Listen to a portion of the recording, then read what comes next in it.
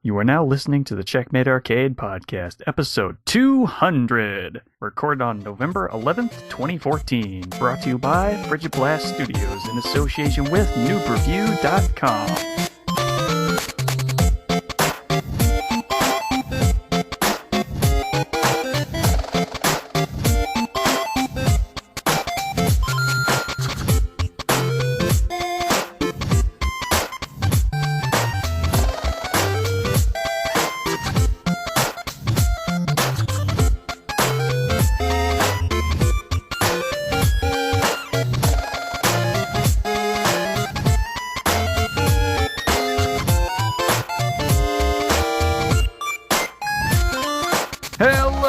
Welcome to the Checkmate Arcade Podcast, your home for quarter-munching fun. And 200 episodes later, I still hate that damn blue shell. It is a bastard. My name is Stephen Boss, the Dark Boss Man. And on this November 11th, this Veterans Day, no longer will Galia be limited by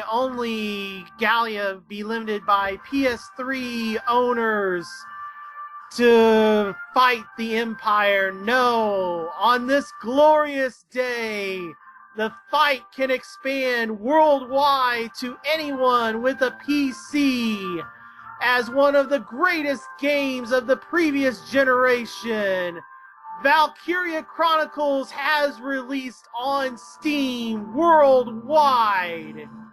And I am the Valkyria Chronicles fanboy of video game podcasts. I am MSU Hitman Jason Billingsley. Okay, that was very, very unexpected. It's 200. What did I say before you hit record? Balls to the wall. So yeah, everything goes. Nothing is everything is permitted. That was what it was. Okay, sure. Because isn't it just like perfect? Because it's also Veterans Day in U.S. Special shout out to all of those who have served in our armed forces, be it currently or retired or posthumously. Thank you for your service. Valkyria Indeed. Chronicles is out on PC today. Yeah. Who knows what's going to happen with my PS3 copy? I've yet to listen to Patrick Klepek's podcast because they held it for today. They did it today instead of Monday because of the embargo for Assassin's Creed. But he even alluded that he has no excuse now that it's on PC. So maybe my master plan took longer than I thought to happen. But Yep. Well, hopefully he'll play it and enjoy it. Yeah. Hopefully I'll be able to play it and yeah, enjoy it now. I was starting to say, yeah, I mean, you too. Yeah, I mean, the reason that copy didn't go to you is because you don't have a PS3. So now you can play it and you have access to all the DLC.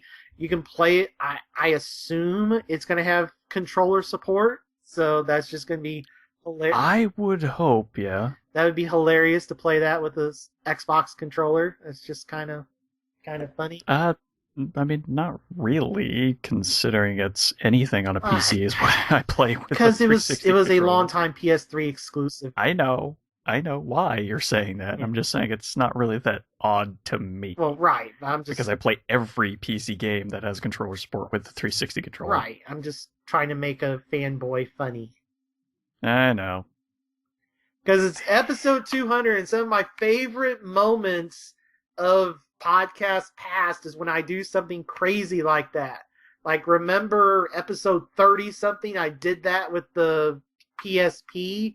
When I rebought a PSP, I did it didn't go over on that mic very well. I don't think we had the snowballs. Yeah, unfortunately. Then, because I did it with No, we definitely didn't, because that was probably right around 60s, 70s that we got those. Yeah.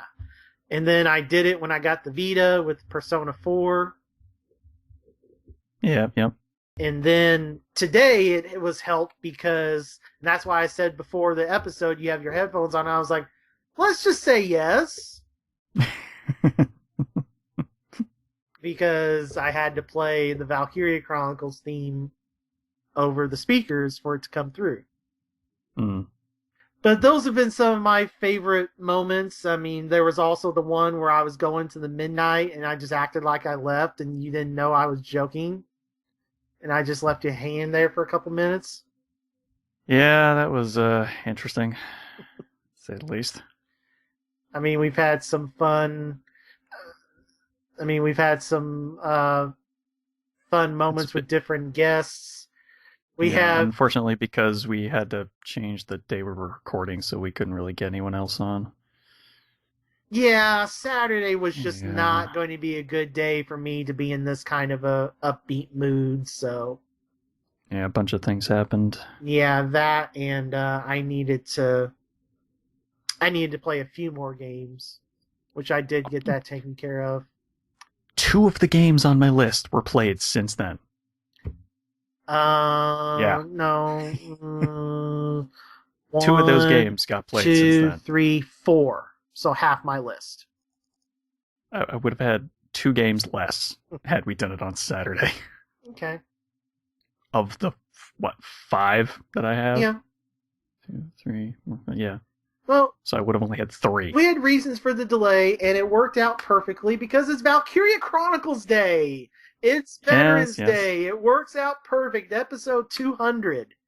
Yeah, you can't really tie that in real life to Tales of Vesperia, so if we can tie it to Valkyria Chronicles, I have done it. I love this intro. If your PC screws this intro up, which it hasn't done in years, but...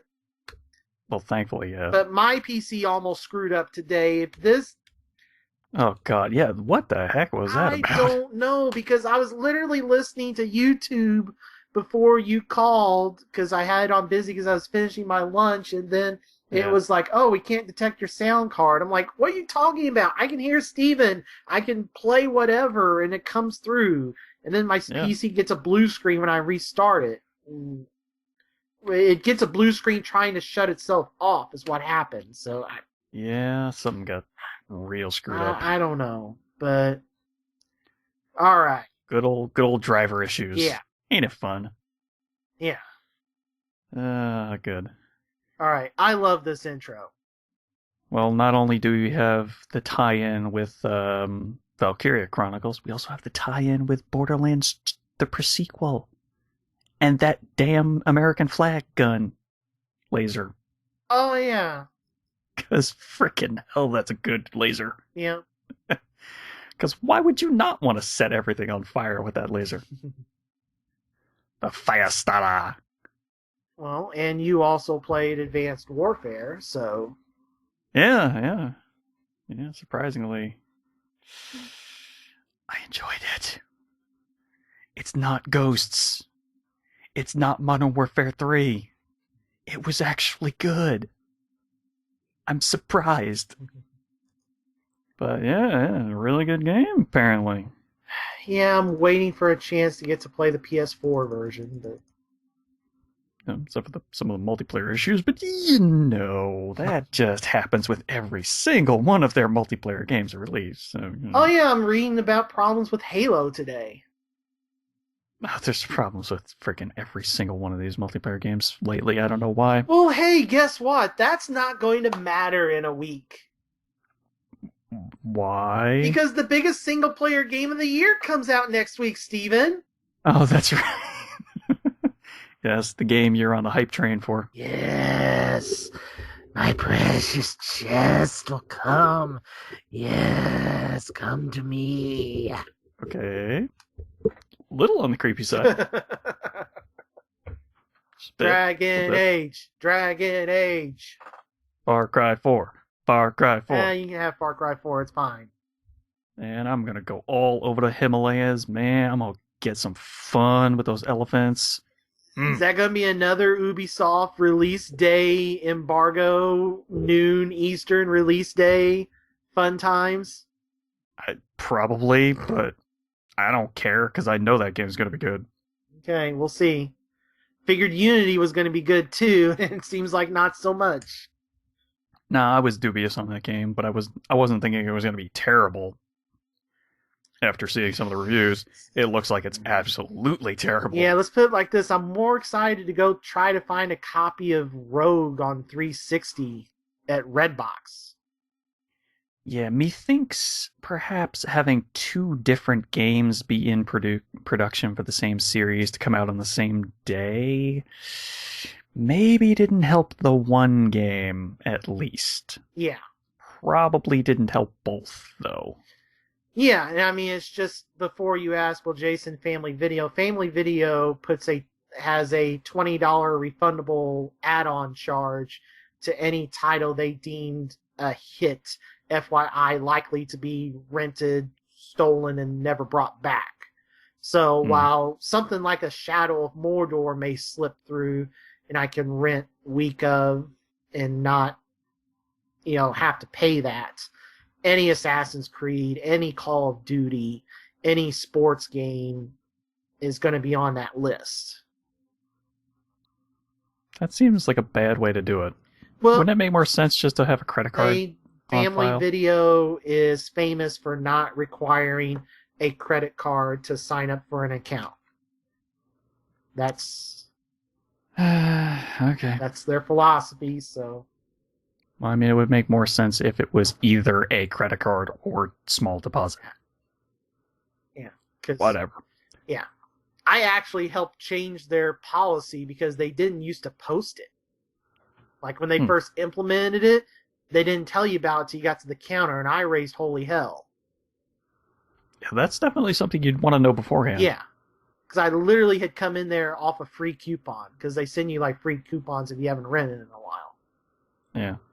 And it was like, and I just laid my case. I wasn't, I was just like, look, I mean, thank you for telling me. I understand that, but I just want you to see it from my point of view.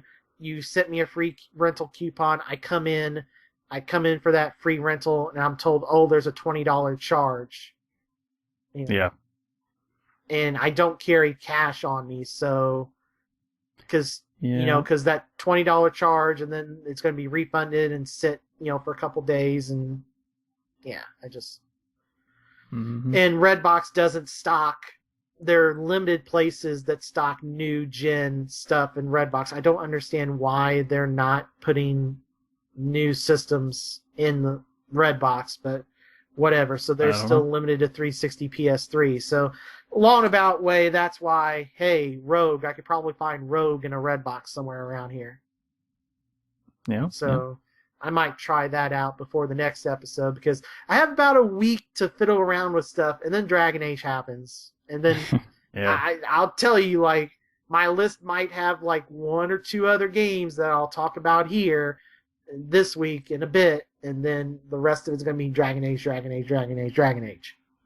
Yeah. Yeah, I really need to finish off Prequel. I'm so close to the end of the story the first time through. Well, why don't we get started, since we're kind of dancing around? I mean, kinda, but we're not really dancing around it. We're just blatantly telling people, we've been playing stuff. Though, I haven't been playing much. I think you've been playing a lot more than I have. I mean, a decent amount, yeah, but why don't we just officially transition? Alrighty, how about we get into all the games that we have been playing, which is mostly you, and are now playing. Alright, Jay, what have you been playing? Alright, I'll start off with Borderlands pre-sequel, and then you can pick up my rebound off the glass. Okay. Because I didn't play a whole lot of it. I haven't played a whole lot of it in the last couple of weeks, but since the last episode, I did play a little bit with Scott. I think I'm roughly about halfway through the game.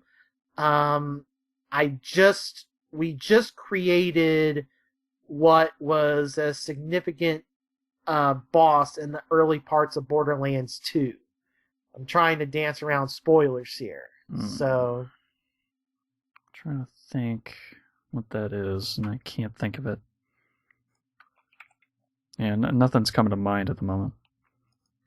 Oh, right. Okay, yeah, you're pretty close to maybe, yeah, probably right around the halfway mark. Okay. You're maybe almost to the 2/3 done. Oh, really? Almost. Okay, because we beat. Once you complete the next major boss, then you're 2/3 done at least. Okay, well, yeah, I mean that's the last thing I did. Literally, I did that with Scott, and then I haven't picked it up since because I've been doing other stuff, and that's actually the only 360 game I've played. Everything else has been PS4 and Wii U. So, other than turning on the console to redeem the download of Viva Pinata, I don't think I've done anything else 360 related. Yeah, kind of interesting that it was Trouble in Paradise and not the first game. Well, it's good for people that it's the second game because that's actually a really expensive disc. Like that is a $20 to $30 used game still. So, just odd that they didn't do the first one. I guess because the first one is cheaper. I mean, most people like the second one. I guess it's just. Yeah, I'm not saying it's a bad game. That's odd. I don't know. Just be glad, because like I said, if you like this and like, oh, I want to go play the first one now, it's going to be a lot easier to do that than it is to go from the first one to the second one. Yeah. So. Well, if I actually wanted to play it, yeah, that's a good way to do it. Yeah. Unfortunately, I just don't really have any interest in that one. Okay. Well, would you like to talk about some Borderlands? Oh yes. Yeah, we beat one of the major badass bosses in the game. I got a ridiculous, just insane laser that has absolutely zero recoil on it. It homes in on its targets. It's ridiculous, and I love it to death. It sets everything on fire as well, and it's a legendary. It's so good. It's just absolutely insane how powerful it is. Unfortunately, you can't get headshots with it because it fires like a giant burst of like 6 shots all at once. Mm-hmm. So yeah, you don't get headshots with it, but damn, does it put stuff down quick. Played a little more with Wilhelm and a little bit more with my Claptrap unit that I've been playing. Not really much to say about Claptrap other than it's going to be a little while before I can get all of his random Vault Hunter EXE modes for that achievement, which that's annoying that you have to see all of them, but yeah, whatever. And yeah, we're still really enjoying my Wilhelm playthrough. It's kind of about it, because I mean we mostly talked about it pretty well last week or last episode. I mean we covered all the oxygen and Oz tanks and everything. Yeah, there's really not much else to say about it. Okay. All right, so what else you got?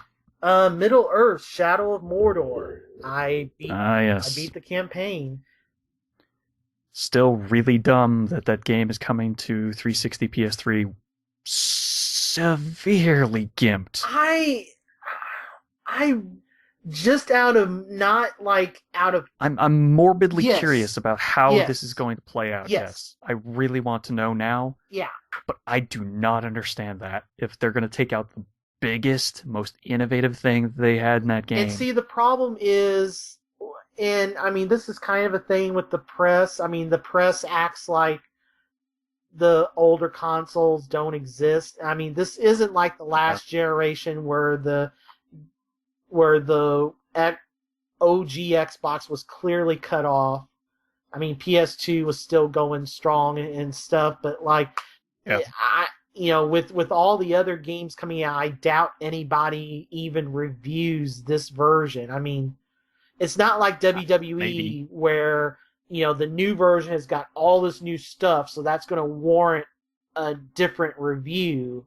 I don't know what outlet is going to put the time into reviewing the PS3 and 360 versions.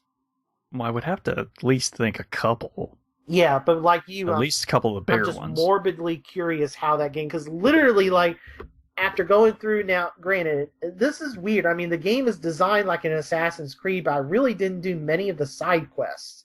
Like, I did a couple of them, but then, last episode I talked about, the one where it dropped you in the pit and you're supposed to fight 100 guys, and, and I died a couple of times, and, it's just like, I was like, I'm going to wait till I'm more powerful. Well, I just, like, literally, if you look at my progression thing, like, I've got side quest here, side quest here, side quest here, then like mainline story 20 of 20 done. So I just kind of blew through that game, and but yeah, I'm just sitting there like, cuz literally like the major points like halfway in the end of that game, at the halfway point you have to kill all of the war chiefs but one. Okay. And then the guy that you're helping, basically you help him get rid of the last war chief, and he takes that spot. Mm-hmm. And then what's weird is there's two different areas to that game.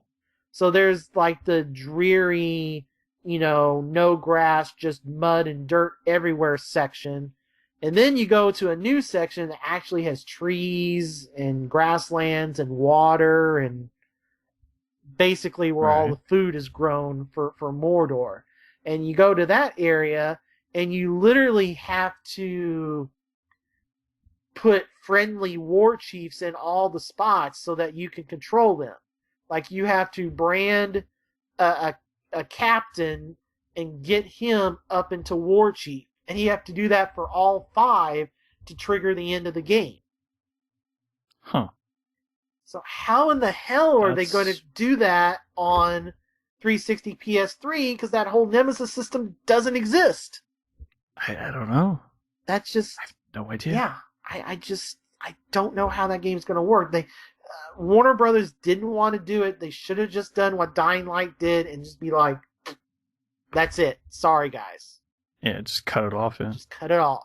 Put more resources into the next gen versions. Yeah. Or current gen. Yeah. Because that would be like, I mean, or hypothetically could have done what Assassin's Creed did, although that didn't turn out so well. I still think that was a smart idea. Now, whether or not obviously Unity is not that great. We don't know about Rogue, but I still think that was a smarter idea than just, here's the game. Yeah, we're going to cut off the major part of this game. I mean, it's kind of like the WWE on the old gen that released without the My Career. Or even the NBA 2K, for that matter, doesn't have the full My Career experience on basketball that the new ones do. Yeah. Yeah, because all the cutscenes and everything, that's only on the new gen ones. That's not on the old gen. So 2K does some weird stuff like that. So I don't know. That game without the Nemesis system, Yeah, it's just going to be interesting to see what it looks like. Yeah. Boy, that game ends on a sour note. I mean, that game is an awesome game. It's one of the best games of this year, but man, does it just... To be fair, it is really hard to write a good ending. It's not. It's one of the hardest things to do for a story. It's not that. It's the design. Like literally, the last boss fights. The very last boss fight is just a quick time sequence. Oh, joy! One of those. Yes, that is literally the final fight in that game. Final fight is just a quick time sequence. Okay. I mean... And the part right before that is the sneaking part. Like, you have to sneak, and then there's only a certain move that does damage, and you have to do that, like, 6 times before you get caught, Like, if you get caught by the dude, you lose health. And then if you catch the dude, he loses health, and you just gotta do it more times than he does it to you, and... That seems like not very fun. Yeah, and then there's like a couple of fights where you have your army and then another army comes in and you're just like having to go at each. It's just that whole last mission is just like, I mean, it is like Deus Ex human evolution, like did the Saints Revolution? Revolution. Yeah, sorry. It was just like, did a different team make this level? Or Oh, right, yeah, because the the boss boss fights, yeah, fights were completely different were studio. completely different studio, which warranted the director's cut, which I highly recommend to anybody out Yeah. there. It's down to like $20 on everything, where the actual IDOS Montreal redid all the boss fights. So yeah, I highly recommend the director's cut of Deus Ex. But yeah, so it's just kind of a head scratcher. But the game is awesome. I mean, after you beat the game, you can go and you're dropped right back into the world, and you can do all the side quests if you want to platinum the game. That's good. Yeah. So, but yeah, great game. Just horrible final level. Okay. But the journey there is awesome. And I mean the story. I mean they kind of they do these little tweaks again to tie it into the movies, and they do a pretty good job. The writing seems to be fine. It's just that the design and execution of the actual level is just blah. Yeah. So. Yeah, it's unfortunate, but hey, still really good getting to that point. Yeah. All right. So moving on, I played quite a bit of NBA 2K15 my career. Mm-hmm. I need to play 2K14, but I just haven't had the time. It's hard to play two different versions of this because you get used to, you know, how your guy plays in one version versus the other. Because like this one, you know, you join a team mid-season because you're not drafted and you haven't been able to build up your attributes very much. I mean, PlayStation gets a big boost because if you pre-ordered it, plus if you got a PlayStation 4 version, you get 15,000 VC, which is enough to jump your character from a 60 rated dude to a 70 rated dude. So you get a pretty big bump to start off with, but then, you know, it starts getting more expensive. I mean, they do have the app again this year, which sometimes gives you more VC than you would have gotten last year, but sometimes less. Because they do a weird thing where you have a bunch of cards to pick from, but you pick 3 cards instead of just one. And if you pick 3 of the same number, it doubles the amount. And when you can store 3 cards to the side. So like if you don't have a perfect 3-way match, you can be like, okay, well, I'll put these 2 400s aside. I'll sacrifice a lower thing this time, and hopefully the next day I'll get a 400 so I can get, you know, 1200 bumped up to 24. Yeah. So, but anyway, yes, I've been playing a bit of 2K15. It's so weird. 2K14, I'm one of the, you know, my Kings were one of the best teams in the West.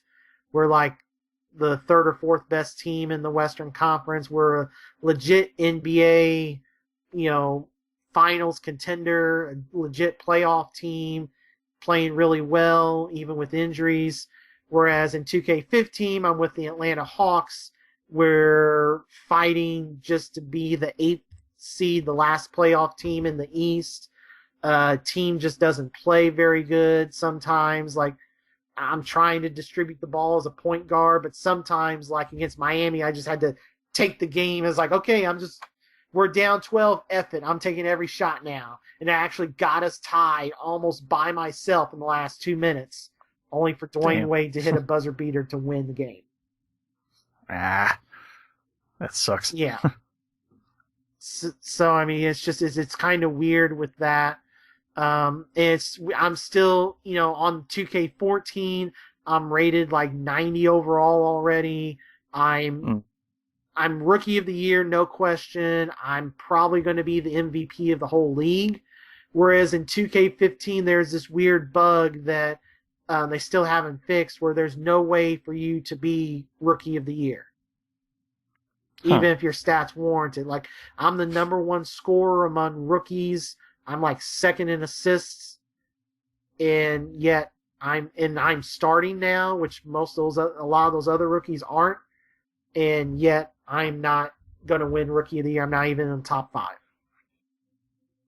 That seems like something maybe they should have fixed before before they got it out the door? Yeah, because it happened to Chris Smoot too. Chris Smoot was #1 rookie scorer, and he didn't get nominated or anything. He noted that in his video as well. So basically, I'm designed into my fate. I've got to build up my dude so that he's rated at least an 80 overall by the time the season's over. And then I hit free agency and I go to the Knicks. Pretty much as a point guard, if you're a decent rating, the Knicks will offer you a max contract. So I'm going to be in New York Knicks season 2. So every person I've seen stream the game that's a point guard is on the Knicks by season 2. So Chris Smoot went to the Knicks. The other people I see on Twitch when I browse the Twitch section on PS4 are all the point guards are Knicks. So that seems like another bug perhaps they should have fixed. Well, it's not. You still have to manually choose the Knicks. It's just they always give you the best offer because they have the worst point guard situation. Okay. Like, I guess some could go to Miami. I guess Miami doesn't have a great point guard. So, but it's just they offer you the max contract and they have the best team to go to. And, like I said, if you're rated at least an 80, you're going to start. So, all right. It's kind of like how, depending on what position you start with, I mean, it's just depending on the league. Like the Hawks, kind of surprised because the Hawks had a semi-strong point guard, but they're, it's like them or Orlando are the two easiest teams to start with. But Atlanta actually has a semi-decent team and Orlando's terrible. So I was like, okay, I'll play for the semi-decent team. Okay. So, after that, I started. So, tell me of your adventures in Dust at Elysian Tale. Yes, and this is the PS4 version. So, they released that on PlayStation Plus. I got through the tutorial, and I'm in Chapter 1, and I explored the town and got all the quests in the town. And that's all I've done. What do you think of the controls so far? Seems fine. They were really tight and snappy when I was playing it on 360. Yeah. I don't see any difference from what you described. Yeah, they were pretty responsive and really good 2D side scrolling. Some really good voice acting too. Yeah. I mean the one, I forget her name, the little flying one that flies with you, Fidget. Yeah, Fidget. Just right on that cute. She's right on the cusp of cute and annoying. Yeah. She hits that line very well. Yeah. I'm pretty sure you'll like her the entire game too. Yeah. Seemed pretty cool, and yeah, I mean it's just I don't know too much. I mean they introduce, I don't know if it's a love interest or whatever, in that first town, because nobody really knows who you are except for this one woman, and you can tell she recognizes you and then pretends she doesn't know you or something. So I know there's a backstory. There's a reason for that. Yeah, kind of. They wrap this game up very well when you get to the end. Yeah, so I mean this looks great. It was free for PlayStation Plus people last month, so yeah, it's awesome. Definitely a game everyone who loves Metroid style games needs to play. Yeah. Everyone. Yeah. All right. So after that, I talked last week how I would probably have. Did you get into the spooky Halloween scary mood? A little bit. I mean, I wanted to play something that one of my game fairies gave me as a gift. I mean, the other, this gift came the same time as Shadow of Mordor, but I hadn't had time to play it yet. So I started Alien Isolation. Oh, God, that game is so creepy and atmospheric. Yes. Yeah, most definitely. It's like the game, like all the achievements are lined up in chapters, but it does a real good job. Like you don't realize, like it doesn't say like chapter 2 or whatever. So I'm technically in chapter 4. I have just met the alien for the first time. So most people have probably seen the scene where she runs into where Amanda Ripley runs into the alien the first time. So that just happened. And that's a tense moment. Yeah. I mean, up through that first hour or so, I mean, you just hear all this stuff and creeping around, and you see one thing happen, and you still really don't see it. But then, right at the end, there you see the alien, you hide, and the tail, and then it goes away, and you see it walking away towards the room where you have to go with the elevator because there's. Yep. And you just don't want to go that way, but you don't have a choice. Yeah. Oh man! And from then on, it is on. The alien is on your tail. Yeah.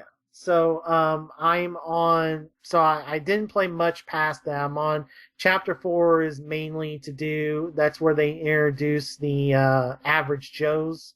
They're on the fritz. Yeah, the androids. Yeah. Oh man. Yeah. So they introduced those. So I'm glad this game, because this will come up with another game as well. I'm not very good at these, so I went ahead and put it on easy. Because on Alien, the only difficulty achievement is being it on hard. So that's not going to be me. So I just went ahead and put it on easy. And I still... Wasn't there only like 2 difficulty levels? No, there's 3. There's easy, normal, and whatever hard's called. It's not called hard. Okay. It's called something else. Like Survivor or something like that? Yeah, something like that. Yeah. Yeah, so I put it on easy.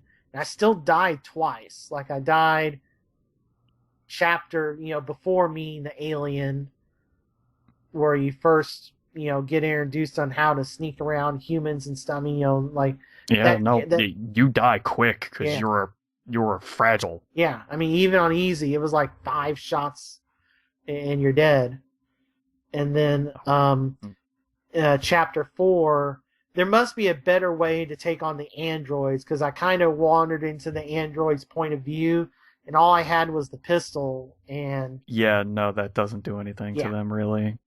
You have to pump bullet after bullet into them to make even a dent. You have to melee attacks are really strong against them. Yeah, but you can't do it while they see you, because then they just block it.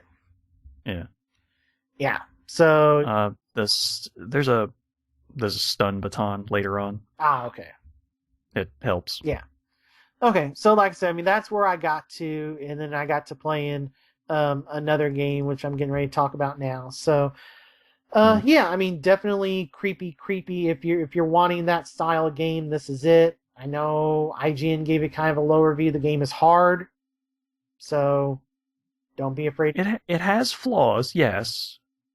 But it does some real good atmosphere. Yeah, it does great atmosphere. It's not going to, if you're like, oh, well, games just put waypoints everywhere. No, this is kind of like Metro. It doesn't, once you get the motion tracker has a little symbol on, has a little bar at the top that tells you the direction of your objective. Mm-hmm. So, but, the screen, you're not going to have Call of Duty where it's going to be like, follow or go here. Oh, yeah. That does not happen in this game. Mm-hmm. Even when you bring up the map, it will just show points of interest or doors that require like an ion torch or something. Mm-hmm. But it's not going to point an X and say, go here. Because I actually wandered around for a long time at the end of that chapter 3 to find where to shut off the security console.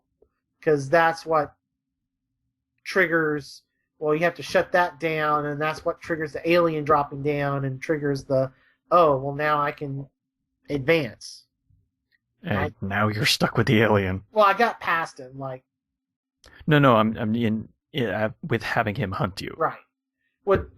But it hasn't shown up again the early part of the next section. It will. Right. I didn't get that far. I just wandered into the Android Joes by mistake, and or average Joe droids by mistake, and then 2 of them were coming at me, and I'm headshotting them, and they're not dying. It's like, oh boy, yeah, I screwed this up. So yeah, they're definitely not something you want to mess with if you can avoid it. Yeah. All right, so last week I kind of took advantage of a Call of Duty trade-in, even though I didn't get Call of Duty. I traded some games and had to buy Call of Duty to get a trade bonus, and then return Call of Duty for another game that I've wanted, and that's Bayonetta 2 for Wii U. Yeah, includes the first game as well. Includes the first game as well. That's a great deal. Yes, I started the first game. All I did was the prologue because I'm more interested in playing 2. Mm-hmm. 1 is really nice. Those extra costumes are unlocked by default. Oh, good. So it's Peach and Daisy, and the monster you can summon at the end of the combo or climax or whatever is Bowser. That's great.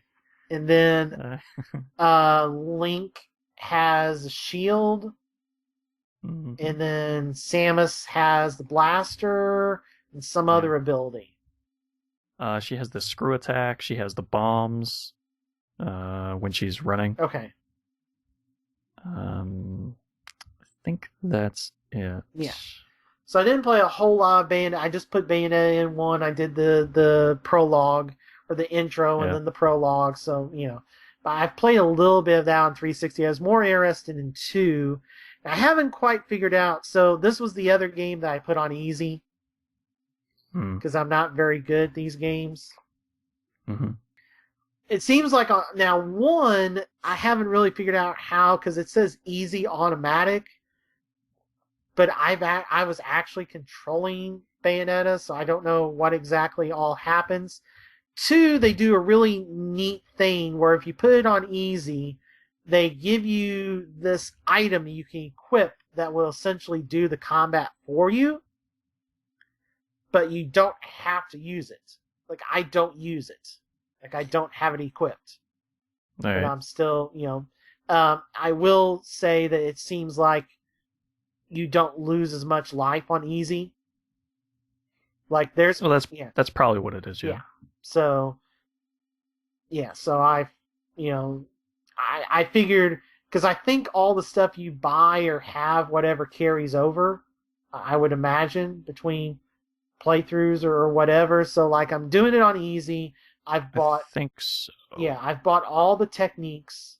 So, all the extra skills to unlock, I've unlocked. So, and I'm just going through. I'm about halfway through the game. I'm on chapter 8. And I think there's 16 or 17. So, I'm about halfway through the game at around the 4-hour mark. I think there's 14, if I remember. No, there's achievements for a chapter 16. There is an achievement for completing chapter 16. What am I thinking of then? But some of the chapters are just literally like a boss or 2 bosses. Yeah. Yeah. So, like, because at the beginning, like, the first few chapters, it's just been long slogs. Not long slogs, it's not Alice, but, I mean, they've been long. But I'd be sitting there like, do I start this chapter or not? It's like, okay, I'll start this chapter. And then it's like, oh, it was just a boss. Okay, let's go to the next one. Short level, boss. Okay, that's done. Sure. I'll start 7. Sure. Okay, that was just a boss fight. Okay, now I'm at 8. And it's like, okay, I need to stop. I gotta go to bed here. So not exactly chapters per se. Well, they're divided like that. Like, right. There's a chapter select, and like I said, there's this, right, but they're not actual full chapters. Well, like they're not like long that a normal game would go through. Yeah, I mean, some of them are just a boss fight with cutscenes and stuff. So, yeah. But I mean, like I said, the game lists achievements for 16 different chapters. So, and I've played about 4 hours. So, by what I can estimate, I should be around halfway through the game. Man, that game's good. Yeah, it looks really good. Like, if you're studying a character action game, like, Polygon and Arthur Gee's issues aside, I mean, just if you look at just the mechanics of that game, I mean, the story is a little, it's okay. The story is kind of fluffing too. Yeah, but I mean, just if you dissect just the action and playing the game and the inputs and just the raw technicals, like, that is character action 101. Well, that's what Platinum does best. Yeah. But I mean, the game is so fun, and who knows? I mean, if I go through and beat it on easy, maybe I'll start it on normal with, since I'll have all the techniques done and a bunch of items saved up because I've not had to use a single item at all. And I've been pretty good at dodging. Like, I don't need the stupid item. Like, there's an item that anytime you get attacked, it triggers which time. But I think you do less damage or something. And there's all these weird. I've not done any of those. I've been pretty good at playing the game like you're supposed to. But there's probably been some boss fights where if I wasn't getting the health boost that I might be using the lollipops, which I've not had to use. So, but I'm really enjoying my time with it. And it's just cool that there is that easy mode. And it gives you that item, and it's like, well, this item will essentially do the combat for you, but you don't have to use it. Like, I think they, whereas on Bayonetta 1, I put it on easy and it says automatic, but I don't understand what that automatic means. They don't explain it in the instruction manuals, so I'm kind of like, okay, well, I'm just going to put this on easy, and I'll do this when I get done with 2. But I don't understand the automatic part, because it's not... that game doesn't have an equip system like 2 does. So it's not like there's this optional item to equip. I don't understand that. I might have to look it up or something. But, yeah, you'll have to, yeah.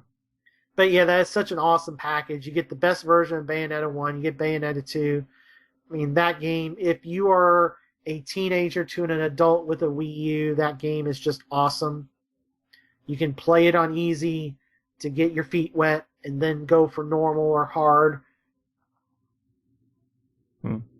Or on Bayonetta 2, first climax, second climax, third climax. Yeah. So, all right. When I was in between Bayonetta sessions, I'd watched, I think it was Rooster Teeth had done this thing where 5 different video game people did a run of NES 1990 NES World Championship. And man, did all of them but Kyle Bossman suck at that. Like, wait, that's someone's name? Yes. Huh. I don't know whether to be angry or jealous. He's like the head game trailers guy that's left now. I mean, he was one of their main guys, but then, Game Trailers fired everybody, or most everybody. But yeah, Kyle Bossman, yeah, he's kind of the... It just sounds so weird when you say it. Okay, Anyway, so he was the only one that put up a decent score. Like, none of them, like, I was watching the first 4 of them do this, and they're all like just, they're not using the warp in 1-1 to get all the coins. They don't know where any of the coin blocks are in 1-2. Like, they're having to go all the way to 1-3 to get the 50 coins. Huh. And it's like, you guys just... Well, I mean, if you do it fast enough, that would work, but yeah, you can do it a lot faster. Right. So Kyle was the only one that did a decent... Like, all these guys were putting up scores in, like, the low 100,000s, like 100,000, 120, 110. And then Bossman does, like, a 500,000 point run, which is decent, but, like, in the real original tournament in 90, to advance to, like, the champion, like, million was, like, base. Like, you need at least 1 million in that to be a player. You need at least 1 million. I think Thor Ackerlund, who won the 13 to 17 bracket back then, I think his championship run was like 2 million something. Oh, jeez. Yeah. Because you just have to get through Mario and Rad Racer as quick as possible with as few roadblocks so that you can get to Tetris and build up your Tetris, get a bunch of 4-block, get a bunch of 4-drop Tetrises. And yeah, a bunch of combos on it. But the reason I bring this up is because on NES Remix 1 and 2, if you bought both, and if you get the disc, of course, they'll be unlocked here in a month. If you bought 1 and 2, it unlocks a championship mode, which is their remake of it. And the first level is the same. The first part is the same. Collect 50 coins in Mario 1. But because they don't control Rad Racer or Tetris, part 2 is get 25 coins in Mario 3. Mm-hmm. And the third part is Dr. Mario. Yeah.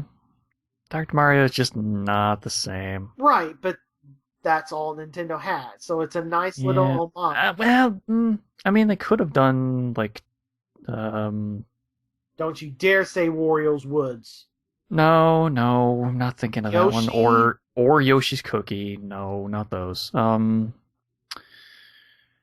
Tetris Attack style one. They can't do anything Tetris. They don't. So... No, the one that's branded that was theirs. I can't remember what the name of it was though. Oh. Anyway, so there's this mode. So I went through it and I got 500,000, which like I said, respectable score. Then it shows you the leaderboards, and I noticed that it shows the top 100, and this is worldwide, and 100th place was 40,000 points. Huh. That means that person did not get past Mario 3. Wow. Because with the multiplier that's applied to Mario 1, there's no way.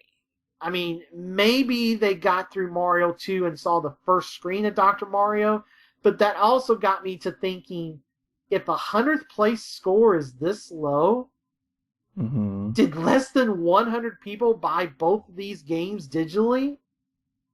Because that's always the trick you use on Xbox and PSN, the downloadable only games with leaderboards, where you just see how many scores are registered and... That's definitely something to look into. Yeah, so I tweeted that was kind of sad. If that's the case, well, yeah, and I said I qualified that tweet. If this trick works the same on this than it does on XBLA and PSN, it is sad that less than 100 people bought both of these games. I mean, because NES Remix is really good. Now, NES Remix 2 is really good. Yeah, 2 is really good. 1 is okay. It's cool to have both. They should have been on disc to begin with. They fixed that here in a couple weeks. So. Yeah, unfortunately, they'll bump the price up a little. Oh no, not really. It's $30. It's a $30 disc. It's also on. Oh, really? Yeah, it's a $30 disc on Wii U. It's a $30 card on 3DS. Ooh. Okay. Yeah, it's on 3DS as well. That's a little more tempting then. Yeah. All right. So the final game I played when I got Bayonetta / Call of Duty on my trade-in, I had a little more than $20 left. And I was able to convince Walmart to match Toys R Us's clearance price on Battlefield 4. So I reacquired Battlefield 4, and I actually put some time in the multiplayer. Oh, what system did you get it for? PS4. Okay. Because that's where I have... Because remember, I spent all that money on digital... Like, I rebought a bunch of my PSP games digitally for Vita. They had that spend $50, get $10 back campaign, and I sold a bunch of my old anime and stuff last Christmas, and I spent like $250 on digital stuff in October on PSN, got $50 back, and I was like, yep, and Battlefield 4 Premium. Yeah, I really don't remember. Okay. It's been too long. All right, so, yeah, the game seems to be fixed. Good. Yeah, had no issues playing. Everything was pretty smooth, so, yeah, seems like Battlefield 4 multiplayer is fixed, so... Oh, I noticed a new thing with this firmware 2 on PlayStation that's so awesome. What's that? You can finally pause downloads again, just like you could on the PS3. So I no longer have to cancel every download that comes up except for the one I want or whatever. Now if a download comes up for an update, I can just pause it. Good. And then I can resume it whenever. That was a feature that should not have been this late. Yes. Gosh, I missed that. It's so awesome.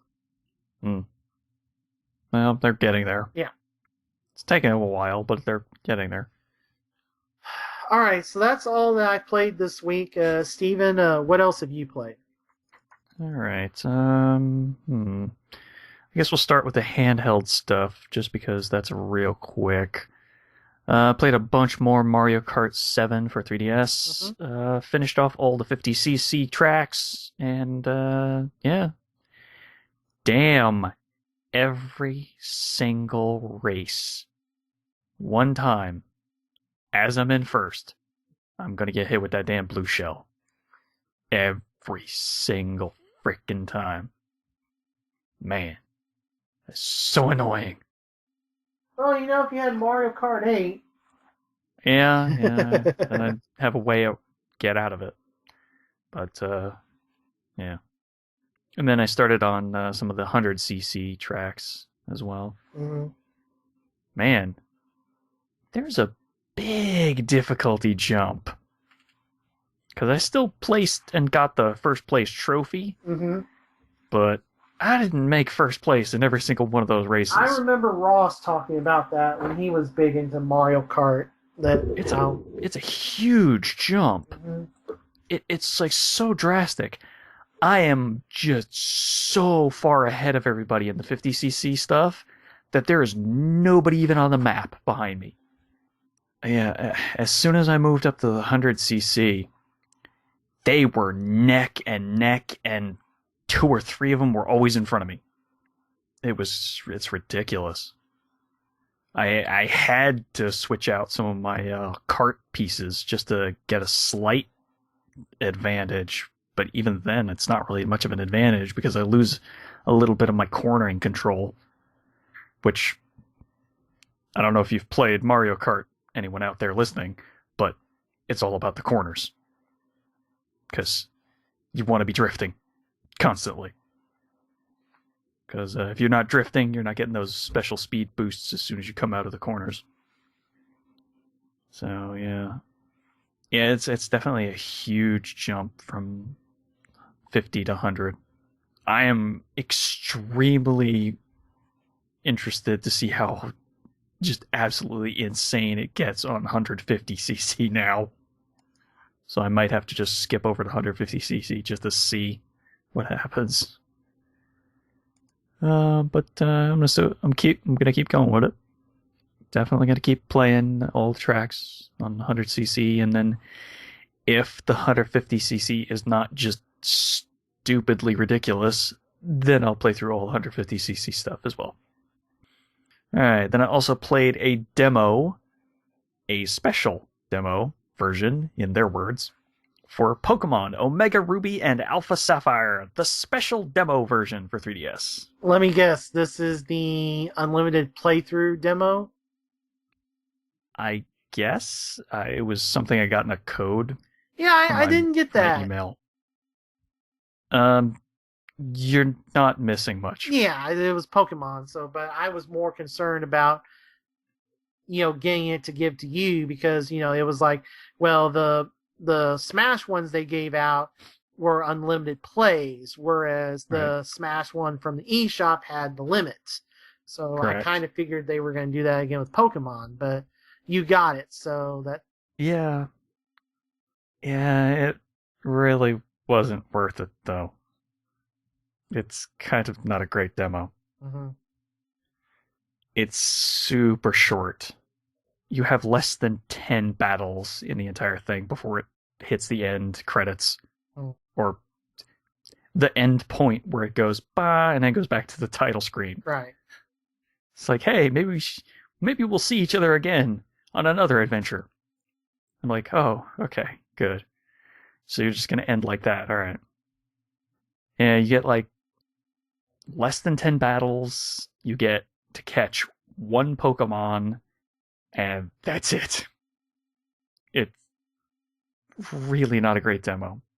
You kind of can't even do much exploring because all the town that they drop you in, all the doors are blocked off or locked. There's people standing in front of the doors so that you can't get in if they're not locked. So you can't even go into any of the interior buildings of anywhere on that island. It's so stupid. I don't understand it. It makes no sense. I mean, they start you off on the island. They give you a choice between the 3 starters, which have evolved once already. So they're in their second evolution forms. You'll earn enough XP during playing through it once that you'll evolve one of them, the one you choose, to its third evolution, at which point they give you the Mega Stone, and they teach you about Mega Evolution. All the battles are dead simple. None of them were hard in the slightest. Yeah.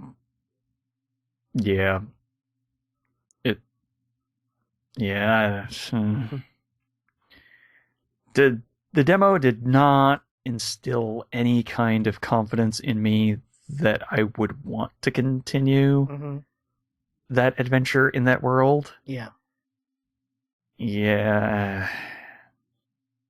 Yeah, definitely not going to be buying the remakes. Oh. I mean, what do you mean, oh?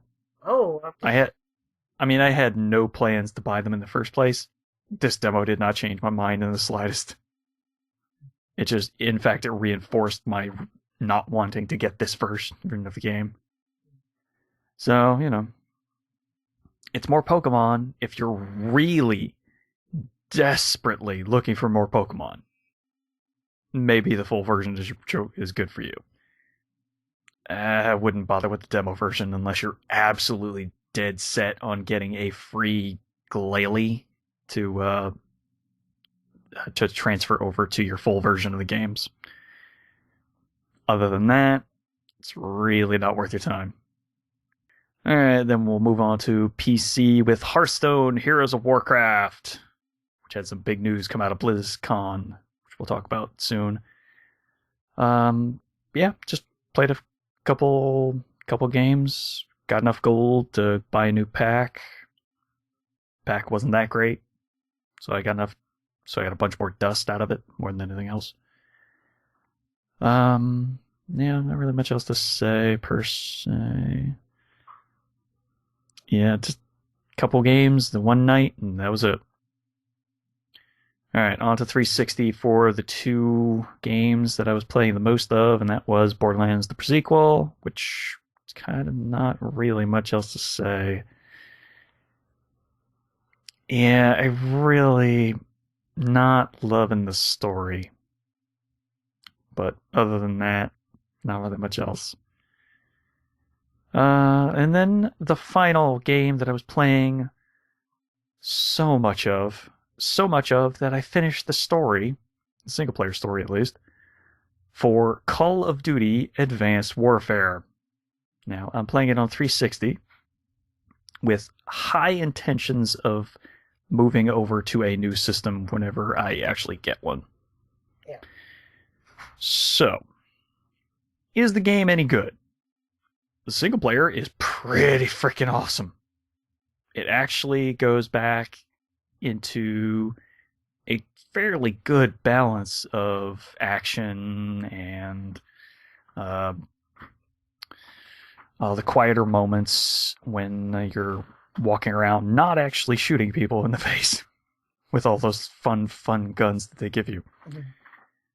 And exo abilities where you can just run up and sucker punch somebody and have them fly across like a car door or car roof onto the other side. It's yeah. Okay, so new things in the game. Exo abilities. You wear an exosuit.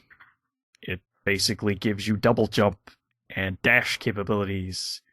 When you're standing on the ground, you cannot dash forward, but you can dash side to side and backwards. But if you want to dash forward, you can't. To be able to dash forward, you have to jump and then hit the sprint button. The controls are fairly well done. It's just unfortunate it's not quite as intuitive as Titanfall. It doesn't quite have that intuitive, like super quick free roam motion of like, oh, now I'm like 10 different places that you can't hit me all at once. But you can go pretty damn fast in this game. Unfortunately, it's not like Titanfall enough that it's still way more like Call of Duty than anything else. So all these people saying, oh, it's not Call of Duty, it's not Call of Duty. I don't know what they're talking about. It is entirely Call of Duty.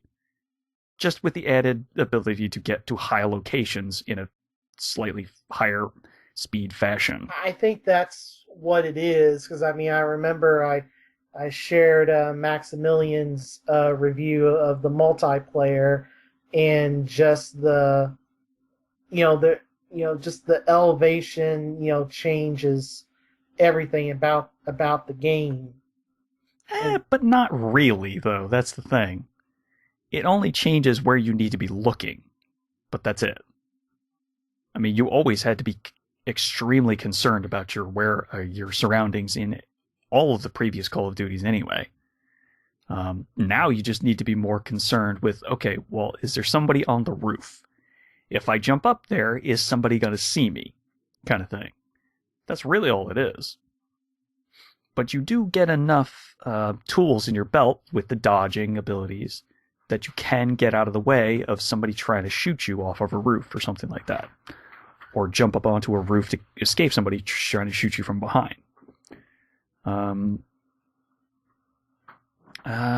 guess let me focus on the single player first more than anything else, because like I said, I went through and finished the single player campaign. Story is actually good in this game. I was highly surprised. Considering the story in Ghosts, considering the story in Modern Warfare 3, considering the story in Black Ops 2, I wasn't holding a lot of hope for it, but it actually does a decent story for once in a very, very long time. I'm actually very happy about that. Like I said, went through and finished it. It's not that long per se. It's about normal length for a Call of Duty story. It does include the requisite drive vehicle missions. There's 2 vehicle missions which I absolutely hate. One is the hoverbike section, and the other is flying a jet. I hate flying vehicles. I'm terrible at it, so I don't like it. I never have, never will. It just reinforced my absolute hatred of flying vehicles and why I will never fly vehicles in Battlefield. The hoverbike has a similar issue because it's so floaty, but that one's a little easier to get through. But yeah, I just absolutely hated the section where I'm flying a plane.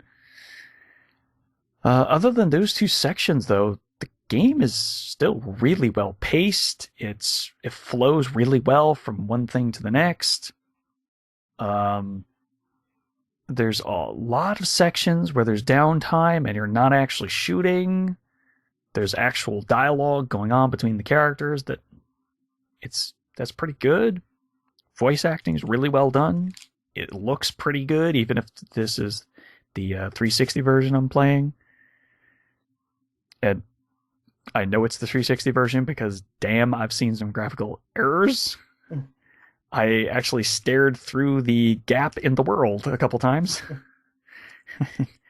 Man, that's a scary sight looking underneath the maps. Well, the single-player stuff, at least.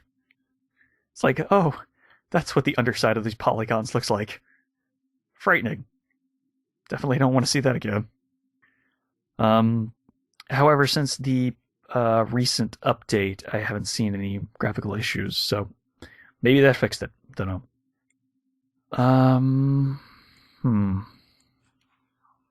The characters themselves are really well developed. Their motivations are actually believable. they do it really well. Kevin Spacey, really well done as well. I really like his character. I think that's about it for the single player.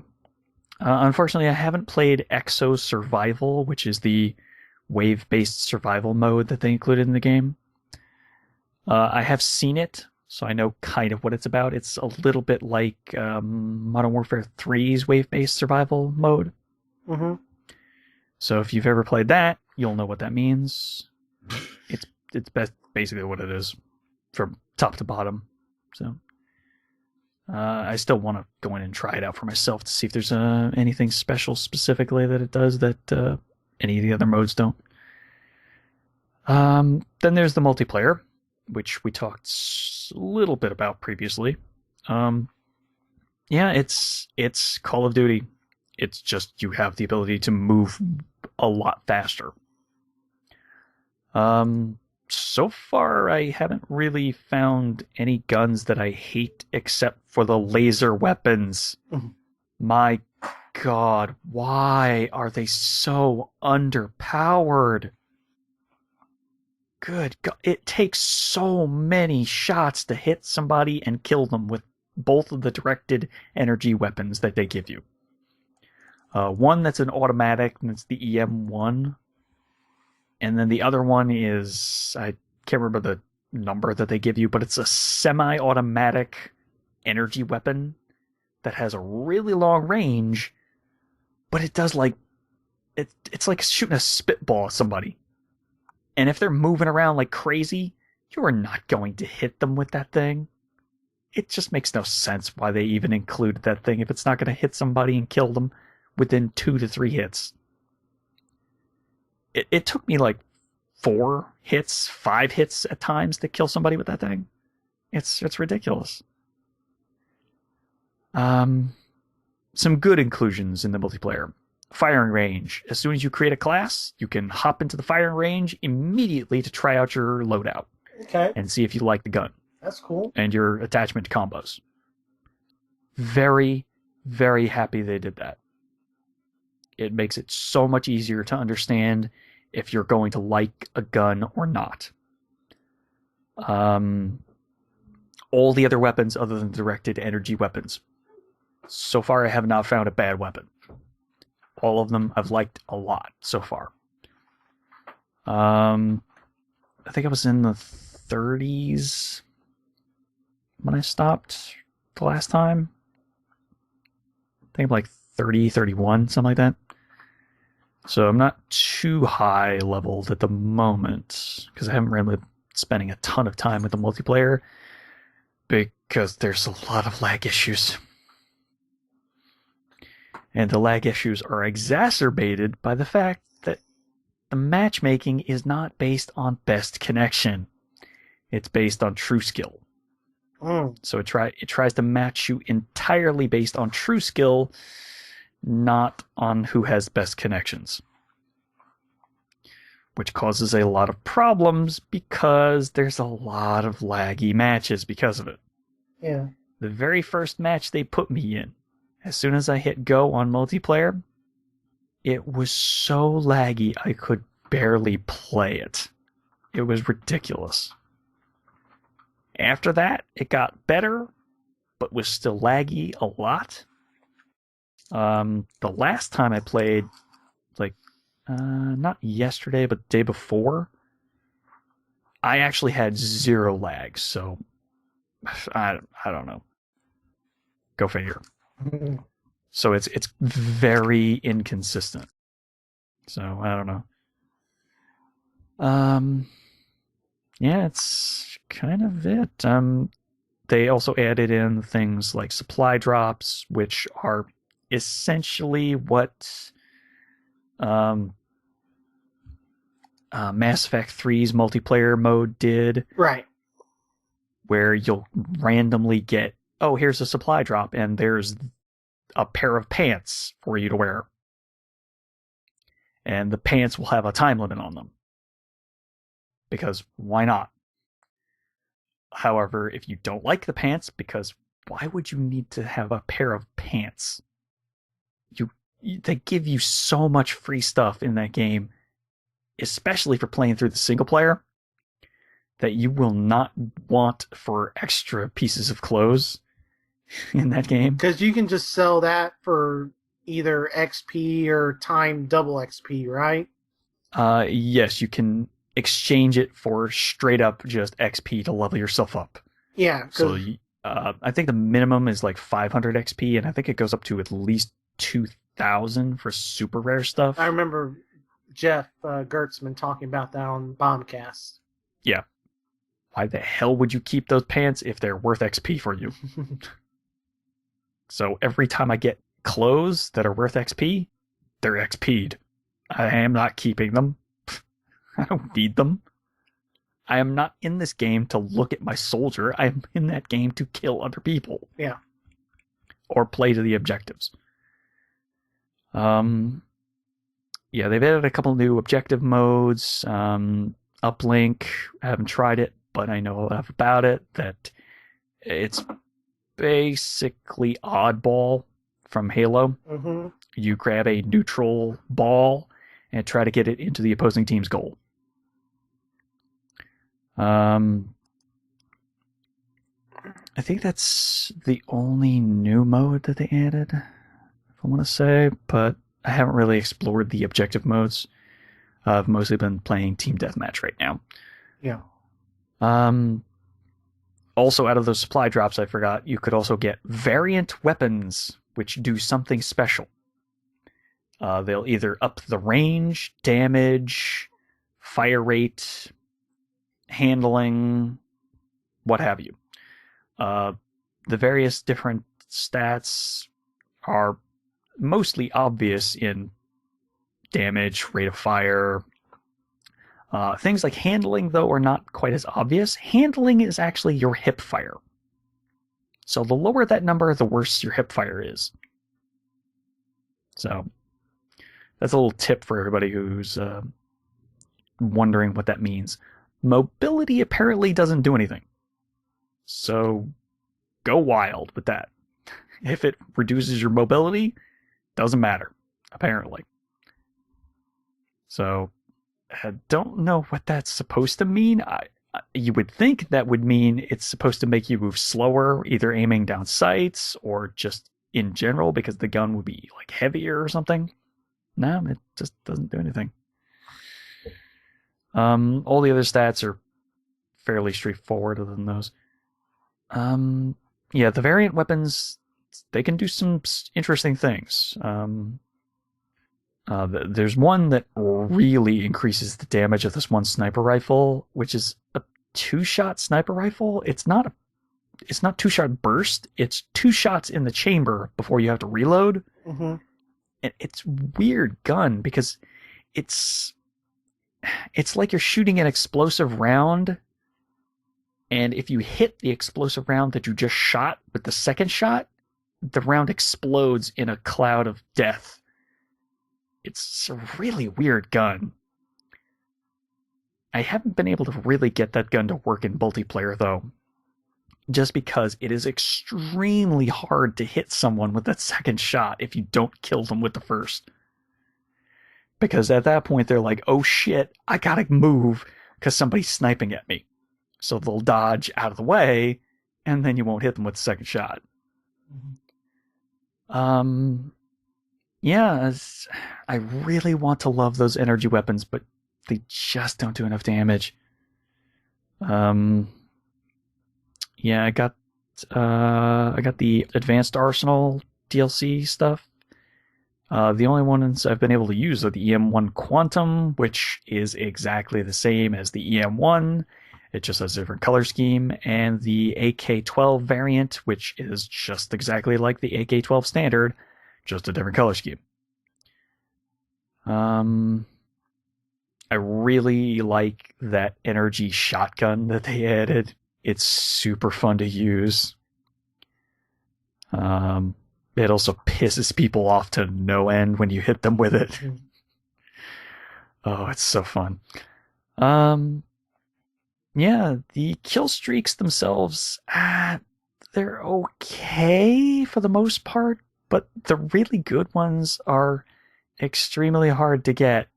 And with how quick you die in the game, it's not super common that you'll see them. So it's not bad. But I kind of wish the kill streaks had some more punch to them.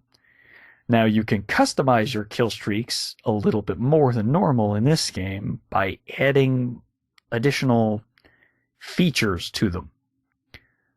Each of your kill streaks has 3 extra spots on them, and for an additional price associated with each of these things that you can do, you can add extra abilities to the kill streak.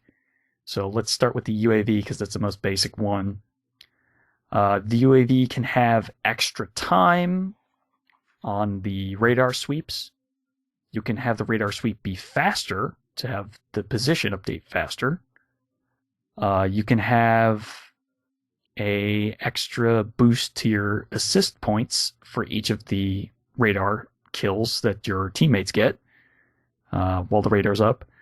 You can have the UAV go into orbit so that it can't be shot down.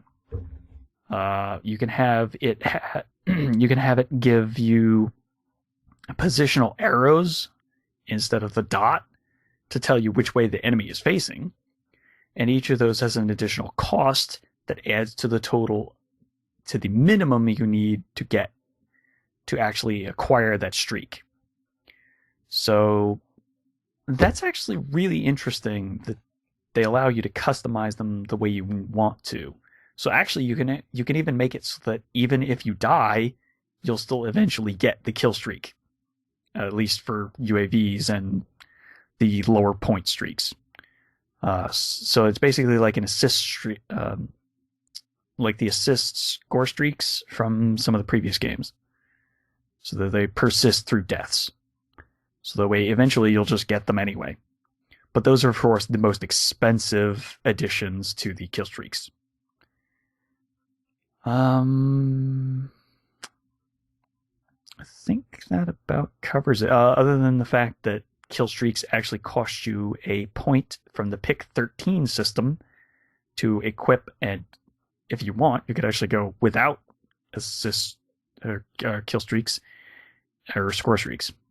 How do I keep calling them kill streaks? But yeah, it's assist streaks, because as long as you're getting points, assists, anything will earn you points towards your total for your streak. Each of those streaks cost a single point. The additional add-ons for the streaks don't cost anything except for the price of the score streak. So you'll have a couple more points to play with your loadouts with. It's basically still the pick 10 system from Black Ops 2. It's just now you have the addition of the 3 score streaks onto the system as well, so you can actually go lower or higher depending on whether you want 3 streaks or less, or hell, you can even have a wild card that gives you a 4th score streak. Make yourself crazy. All the perks seem pretty balanced so far. I haven't really seen anything that's useless. I haven't seen anything that's overpowered so far either. I really enjoy the starting weapons that they give you. They're actually really powerful, but they're not overpowered to the fact that you can't compete with the later guns. Yeah, it's just a really well done multiplayer and single player mode, or single player game. I was very surprised, especially after how much I absolutely hated Ghosts. This game will definitely keep me playing for the rest of the year. I'm probably gonna wind up getting the season pass for this one, just because I'm enjoying it that much. So that's kind of all there is to say about Advanced Warfare, at least at this point. It's very good. I suggest if you got burned by Ghosts, give this one a try. It's actually really well done. So that's all the stuff that I've been playing. So let's get into the news that has been happening the past week or two. And now, the latest game news from around the world. Alright, and you want to start us off with the first one? Yeah, so I've been kind of wondering, because we hadn't heard anything about the Spike Video Game Awards, and because, I mean, a lot of newly announced games are announced then. We're a couple of weeks away from those would normally air, and things have just kind of been radio silent. Jeff Keighley had done a cryptic tweet, saying that, we just figured, oh, well, it's going to be, they're just waiting to try to build some buzz or something. Well, turns out it doesn't have anything to do with Spike anymore. So a consortium of the top video game publishers and all three console makers and Valve have decided we're just going to make our own entertainment award show type thing for the video game awards. They'll still be the DICE ones in February, but instead of Spike doing something stupid, we're going to do our own video game awards. Jeff was kind of handcuffed with what Spike made him do, so we're going to, he can still run it. So it's called the Game Awards 2014. It's going to take place Friday, December 5th in Las Vegas, the day before the PlayStation event happens in the same city. I'm not sure if it's the same hotel or not. I would think probably not. Yeah. But... it's in the Axis Theater, and you can go. It's going to be a lot, it's going to be back to a typical award show with an audience. Tickets are on sale for $45 in Las Vegas, but if you're not in Vegas, the event will be streamed via Xbox Live, PlayStation Network, and on PC. Yeah, it's definitely going to be interesting. Yeah. Especially because the Spike Video Game Awards have just been horrible. so sloggy and slow. And forced. And like so many musical acts when there really didn't need to be any. Forced guest appearances. Yeah. Oh, what's his name from The Soup? The Joel McHale come in and just like. Oh god, that was terrible last year. Yeah. So that was kind of the last straw. So the advisory board that are deciding on the awards are made up of executives, excuse me, between Nintendo, Ubisoft, Konami, Sony, Xbox, EA, Warner Brothers, Rockstar, and Valve. And when I went through that list, I'm like, how the hell did Konami get a spot? That's got to be Kojima. That's got to be just Kojima. Because, well, maybe Igarashi.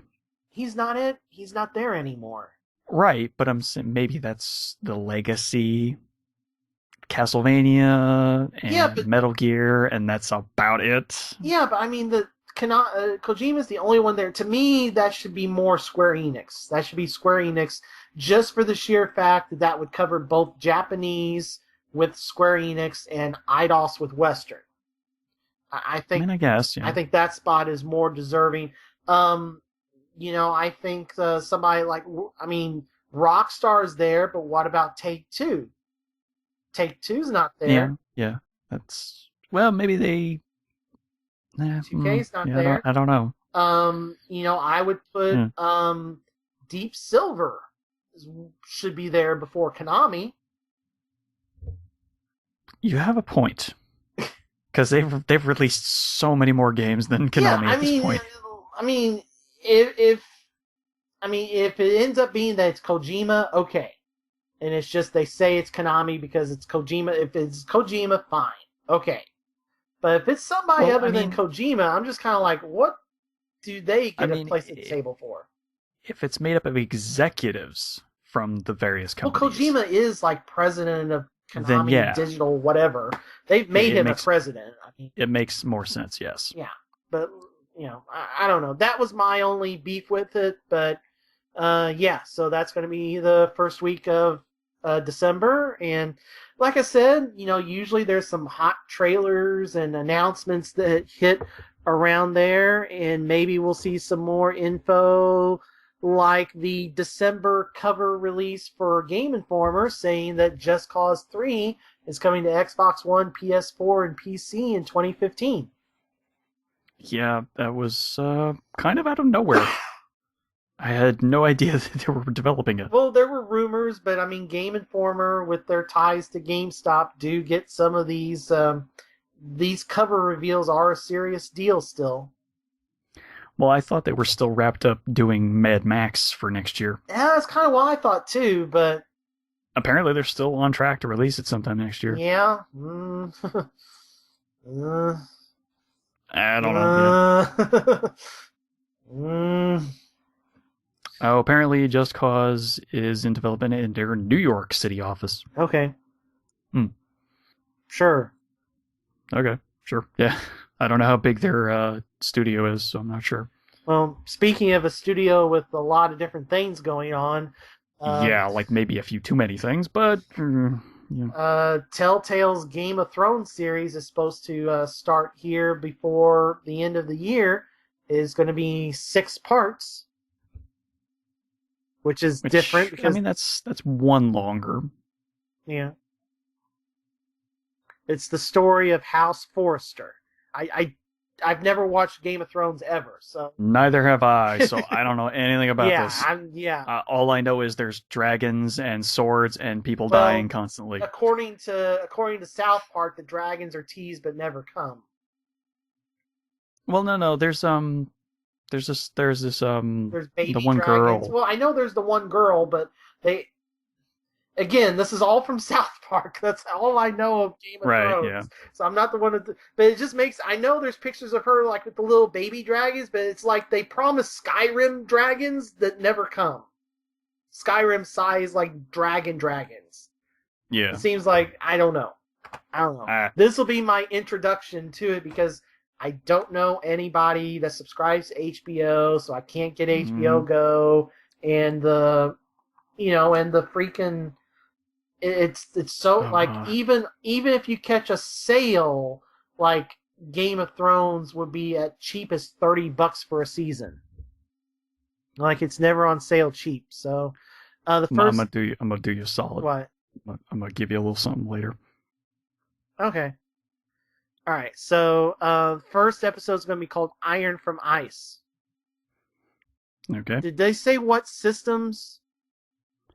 Will be available digitally across PC, Mac, yes. 360, Xbox One, PS3, and PS4, and iOS. Yes. All right. More platforms to be announced later. I have heard good things about how well Wolf Among Us and Walking Dead performed on PS4 and Xbox One. So. Oh, good. Well, I mean, they really needed some extra power.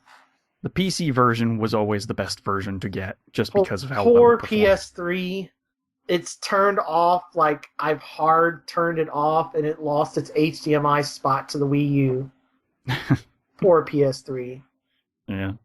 Because Persona 5 is on PS4, so like the last physical game I buy for PS3 will be the Kingdom Hearts 2.5. And after that, there is no... I have every retail disc on PS3 I would ever want. Okay. Kind of sad. Yeah, I'm still waiting for information on Tales from the Borderlands, because I still want to know what they're doing. Yeah, because they're doing that, and they're working on a 3rd season of Walking Dead. Yeah, which I'm really not looking forward to at the moment. It'll be interesting to see if it's still with Clementine or Newcastle. I mean, if they do, they need to go a long distance into the future. That 400 days was a joke. It was worthless. Yeah, because did they I saw like 1 or 2 people who were in 400 days. That was it. I didn't even realize. And they did not need to be in 400 days for me to know anything about them. Yeah. Because by the time season 2 had come out and that became a factor, I had completely forgotten what happened at the end of 400 days. Yeah. So, yeah. I don't even remember any of the names of the people. Nope. Not without a wiki or something. Yeah. I remember there was 2 or 3 people that I saw that were there, Yeah. but I don't remember them being integral to the plot other than one person. Yeah. And that was it. So, yeah, I don't know. Alright, we got some Halo 5 news. The Guardians beta starts in September. December. Starts September. What? You said September. December. Ugh, damn it. December 27th Yes. on Xbox One. Yeah. Yeah, apparently I'm tongue-tied or something. There's some videos out there. So, I mean, if you just, like, search around for Halo Fest 2014, they showed off a bunch of the gameplay. Hope you like iron sights and, like, ADS, aiming down the scope, because that's in Halo now. It's all ADS, and we're going to have Call of Duty semi-unlimited sprinting, and I don't know. After 4, I'm just... And I don't have an Xbox One, so I'm not in this fight anymore, but... I mean, Halo 4 played alright. I didn't really have any problem with the multiplayer in 4. Its multiplayer popularity, though, was dead on arrival. Like after a couple months, the numbers just plummeted. Well, I mean, there was other games to play, so... Well, that's why I kind of stopped playing it. Well, I mean, it just seems like, you know, when 343 took over, they hired a bunch of former Call of Duty people, and they just made it into Call of Duty, and you saw all the Halo people complain, well, you know, I'll just go play Call of Duty, and then the whatchamacallit didn't take off, the co-op download thing, what was that called? Spartan Ops, yeah. Yeah. I still really thought that was pretty good. Yeah, we never got around to playing it, but I just remember IGN was doing videos of like both parts of the first, the whole first season, both halves of it, whatever, and they were just like the entire time, because there was a lot of buggy stuff with it, so I don't know, but yeah, I mean, it's going to work just like Halo 3 and Reach betas did. You're going to download and launch it through the Master Chief Collection disc, and you'll have to have the Master Chief Collection disc in the system, so it's going to be that same type of thing like it was with Crackdown and ODST, so same type of thing. So, I don't know. We'll see. Yeah. Everybody will get a chance to play it here in about a month. Yeah. Maybe I'll be in on that. I don't know. Yeah. Something exciting for me, a bunch of top indie PC games from this year are coming to PS4 next year, led by the Banner Saga. It's a really good game. Mm-hmm. It's a really good strategy game. Yep. And you know these others better than I do, Steven. Torin, Kin, and... I actually don't know anything about those 3. Armacrog. Those are the other 3 no idea. That were announced in the same announcement, but obviously it is Kin. Okay. Yeah. Yeah. So I never heard anything about those though. Yeah. Apparently that one's also a Viking themed game. Yeah. So I don't know. Yeah. I'll have to look into it. But and they're all gonna be at the PlayStation thing in Vegas the first weekend in December. So maybe a year after it comes out on PC, we can see Banner Saga on PS4. Yeah, maybe. All right. Other announcements. Nintendo had a Nintendo Direct where they focused on a bunch of different games, but the big announcement to come from it, and it's coming in sometime spring 2015. Read before the end of March of 2015. Is going to be Legend of Zelda: Majora's Mask 3D. Yeah, which I'm actually excited about because I haven't played that game in a very long time. And I haven't played it at all. I mean, I have the GameCube. Yeah, Zelda. I still have that GameCube disc with Majora's Mask on it, but I have not played that in a very, very, very long time since I think it originally came out. Be interesting to see how soon this one goes out of print, because it's very hard to find Ocarina Zelda anymore as a cart. Yeah. And GameStop charges over its MSRP for it used. I mean, Best Buy seems to still have some copies. Walmart still seems to have some copies. I don't know about Target, but it's not the easiest game to find. Yeah, the weird thing about this is that the development team is saying that they're trying to work to make the gameplay experience smoother than the original version, without taking anything away from the unique world. What that means, I don't know. Hopefully, none of the standard features of the game have been really touched or altered too much. Yeah. I guess we'll see. Yeah, we gotta wait and see, though. That one is definitely something I'm looking forward to. Because I've played that game a lot less than I played Ocarina of Time.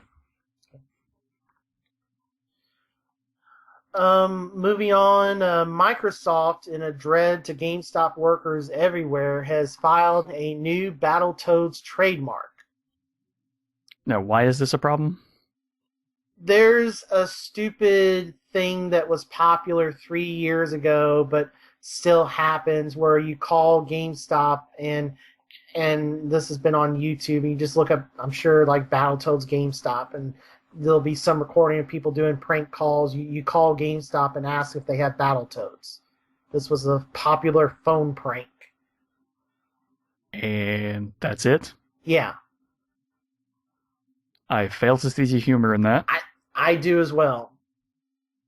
If that's all you're asking, that makes no sense. There may be some type of backstory that I'm not remembering, but literally the entire prank is you call a GameStop, yeah, you have Battletoads. And I guess it's because maybe a lot of GameStop people are newer gamers that don't know what Battletoads is, or I don't know. It was a joke thing a few years ago that anybody who's ever worked at one is scarred by. So I know when I went to go buy a game before the midnight last night for Assassin's Creed, the manager at my store was just like dreading the fact that there could actually be a Battletoads game on the current hardware. And given that Microsoft made Killer Instinct essentially a downloadable only game, the fact that it would be a downloadable only Battletoads would just make things even worse. Because people in the Midwest don't have internet. Right, yeah. And don't understand game downloads, so. Yeah, it's weird that was even a thing. I don't understand how that I don't know, makes like I any said, just sense at all. I'll try looking it up, see if I can find something that makes sense. It was a popular phone prank. Yeah. I don't know. I'll see if I can find an explanation for it. Yeah. I'll put that in the show notes, maybe. But anyway, I mean, they filed the trademark, and it looks that's really nothing new for them because it's a rare IP. So. Well, right, but I mean, that makes sense for them to keep that locked up. Given that they re-released the two Banjo-Kazooie games on XBLA, they redid Killer Instinct, they put Conquer and Project Spark. Microsoft, with Phil Spencer at the helm, seems to be like, we have all this IP from Rare, the games from 20 years ago. We should probably maybe milk that for some money instead of just letting it gather dust. Yeah. So. Well, I mean, Killer Instinct is really good, though. Yeah. Oh, man. Yeah, I miss... Oh, man. That. Yeah. Yeah. That's definitely going to be one of those games I get when I get the Xbox One. Yeah, you can buy the disc, if you don't want to. You can buy the disc for like $20. A lot of places have it on sale on Black Friday for $15, and then just download the other characters. Yeah. All right, so here's one I know you're real excited about. Well, I just like the backstory behind this, because I I didn't even realize this had come out on PS4. And I haven't been looking at my PS3, regrettably, so... All right, so there's this RPG that came out, I think maybe Japan only, back in the late 90s called Pierre, I don't know if it's Solar or Solar. I don't know how that... Yeah, I don't know. So it was, think a Lunar-like game in terms of the combat system, so think that kind of battle system. So it came out after Sega said, yeah, no more Genesis games. And apparently it had always been fairly popular, I guess, among, Japanophile sites and stuff. And the publisher of it, or the developer is named Watermelon, launched a crowdfunding campaign to bring it in, HDify it and everything. And they've put it out, and, it was successful. It's been out on PC. It came out on PS3 and PS4. It came out on Wii U last week.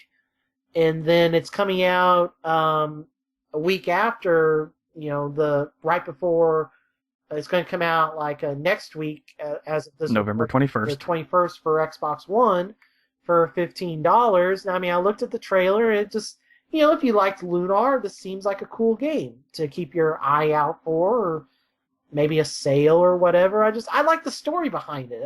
I thought it was kind of cool. Yeah, I never knew that this game even existed in the first place. Oh, this was actually developed for the Genesis after Sega canceled the Dreamcast. So this is one of those Japanese, like, oh, let's make a game for an old Sega system that still sells here in Japan. That. There's that one Dreamcast game that came out like last year or something. Yeah, I don't quite understand those that much. Yeah. But yeah, it makes way more sense that they would want to update it and bring it to your consoles that people, might actually still have. Right, in America. Yeah, I mean, there is not a scene other than, for you. I mean, there's obviously a scene for used games, but, you don't... There's still a retro scene around it, but if you're trying to get people to actually buy the game that aren't just into retro games, maybe you want to go with something a little more modern. The retro scene is only for, like, it's only for older games. Like, there's not people with Genesis and Dreamcast that are going to import a brand new game for those systems. They're only going to be looking at the older games released for those systems. You know what I'm saying? Yeah. You're not going to see a store sell brand new Genesis game, That's not going to happen in America. So you have to put it out on other platforms. Yeah. So I just saw that when we were looking up stories, and I was like, that's kind of cool. And it looked cool, and I just wanted to talk about it. So it's really, really interesting story on that one. Yeah. And all right, and of course, this past weekend, BlizzCon 2014 happened. And there was actually a few announcements that came out of it that were really interesting. First off, quick shout out, Richard Vaughn, the grandfather of the show. Mm-hmm. He was their lead tech guy there. Yeah, that was... I knew he had a busy weekend ahead of him. I didn't realize it was I didn't realize he was doing the IT for the event. Yeah. That's a lot of IT to be doing. For one place. Well, because not only is it the actual, but you're having to stream that. Like, there were people paying to watch that on DirecTV and download and everything. Yeah. So, shout outs to the grandfather of the show, Richard Vaughn. Yes, indeed. All right. So what did Blizzard announce? Okay. First up was the World of Warcraft movie cast list. You can check that out online because we don't care. Yeah. They're also doing... Well, there's the expansion that's coming out this week. Well, they're also doing 100% of sales for an upcoming RAM pet called Aracde are going to go towards Red Cross relief for Ebola. Okay. So that's a nice little thing for them to be doing. And that's launching with the Warlords Draenor expansion, which is coming out this week. Yes, indeed. All right, so let's skip over the other thing because that's kind of the new thing. Yeah, because that's the big thing. Okay, so Diablo 3 Diablo 3, they announced all the new additions for version 2.12 patch coming soon. They also announced that Season 2 will start when that patch hits, if I remember correctly. So Season 1 is finally starting to wrap up. When is this coming to PS4? Don't know. Okay. This is all PC stuff, Yeah. so I'm quite okay with that for now. Yeah. It will eventually make its way to consoles, but I'm guessing it's going to be at least one version behind. Yeah. So we'll have to wait and see. They're going to include new monsters, new ancient items, new legendary items as well, and a bunch of other fun stuff. Okay. They also announced the new StarCraft, or the continuing StarCraft 2 story, the final expansion, Legacy of the Void. Yeah. They put out a trailer for it. Okay. They announced that Hearthstone is going to be getting a 120 card expansion sometime next month called Goblins vs. Gnomes. Okay. There's already 30 cards that have been revealed, and they all look sweet. So sweet. All right, and then the biggest announcement that Blizzard had over the last week. What? Oh, well, I guess there's two things. Oh, yeah, it's Heroes of the Storm, Yeah. right? Forgot about that. They also announced that the beta for Heroes of the Storm is going to be coming in January. They also announced new characters for the roster, the Lost Vikings, Jaina Proudmoore from World of Warcraft, Yep. Thrall, World of Warcraft, Sylvanas Windrunner, World of Warcraft, Yep. and some new battlegrounds that don't have to worry about naming because, I mean, if you're interested, you'll play the game, you'll find them. So that's kind of interesting because the big thing isn't Dota one map and League of Legends one map. There are other maps, but they're for different modes, I want to say. But the primary, yeah, because I thought that was The primary mode is just the 3 lanes, Yeah. and then jungle in the outskirts of the center. so. This But, makes yeah. it is when it says new battlegrounds. Does that mean the map design is different, or is it just I like think- different? Is it 3 lanes with different like? Oh, I'm in a spider tomb, or I'm in a sky temple, but it's still 3 lanes. I'm not sure. That's the only thing I'm curious I guess I'll about. find out once the beta hits. Yeah. Okay, I'll try and get in and see what it's about. but the bigger thing now. Yes, the big brand new announcement of a brand new IP that Blizzard has announced the past weekend, a game called Overwatch, a team-based multiplayer shooter. Here's the thing that's hilarious because this comes in with Sunset Overdrive. How in the world are they able to call? Because remember what the original name of Fuse was? Yep. Overwatch. I don't know. Maybe Blizzard had a dibs on it. I don't Well, know. or the game I could've came out. The game sworn- changed its name to Fuse, so there's no longer a trademark for a game called Overwatch. I just. You know, I would love to have been a fly on the wall at Ted Price's office or home whenever this got announced and just see him throw something and go FEA. I mean, Fuse was not a bad name. The thing EA that came out of EA Fuse made- was the bad thing. EA made them just turn that game so vanilla that it. Yeah, the thing Fuse became, as opposed to what the trailer showed, Yes. was the entire And problem. apparently Sunset Not the name. Overdrive, there are all kinds of references to that. Oh yeah, I have heard. right at the beginning of the game, their trailer that just announces Right. what the game is It looks like Battlefield. hey, or- this is not your standard shooter. Right. This isn't the crate-filled world of shooting kind of thing. But for Overwatch, I mean, they showed some heroes. They wouldn't confirm whether it would be free to play or if it would come to consoles. They just said maybe. I mean, obviously at this point they're still testing all these different things that they could do with it, so they don't really know. It seems like it's the remnants of Titan.